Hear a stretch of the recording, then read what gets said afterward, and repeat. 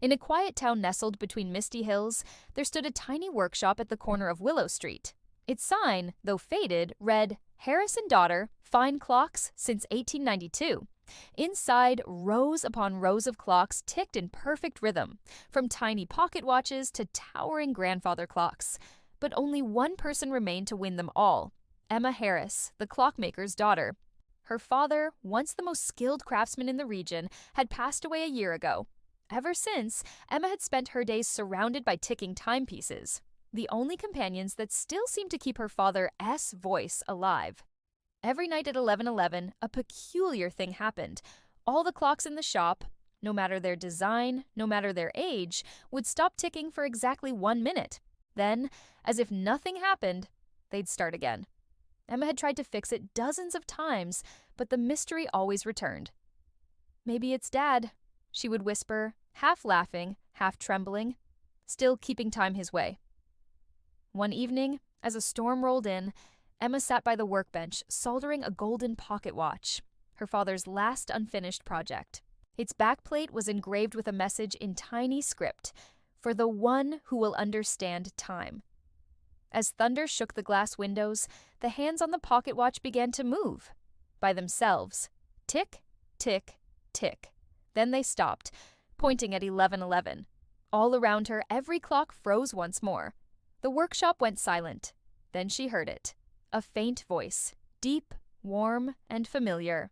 "Emma, are you keeping them running?" Her heart stopped. It was her father's voice. "Dad," she whispered, tears filling her eyes. How is this possible?" The golden watch flickered, its gears spinning faster. "I never finished the clock," the voice said, "but it wasn't meant to measure hours. It was meant to remember love. You were always my heartbeat, Emma. Every tick, every second I spent making these was for you." Emma held the watch tightly, trembling. "But you're gone. I couldn't save you. Time doesn't end, my girl. It just changes hands." Lightning flashed. And then silence again. The clocks resumed ticking. But the golden watch kept glowing softly. Days passed. Emma couldn't shake the feeling that something had changed. The air in the shop felt lighter, warmer, almost as if someone else was there. Then, one morning, a customer entered. A little boy with curious eyes and a broken wristwatch. "My grandpa made this," he said shyly. "He passed away last year. Can you fix it?" Emma smiled, taking the watch gently. "Of course. I'll make it good as new." She opened the back, and her breath caught. Inside was the same engraving: "For the one who will understand time." The gears inside matched her father's signature design, the very style she thought only he knew. "Where did your grandpa live?" Emma asked. The boy pointed to the picture frame on the counter, her father's old photo smiling beside the same workbench. That night, Emma wound every clock again.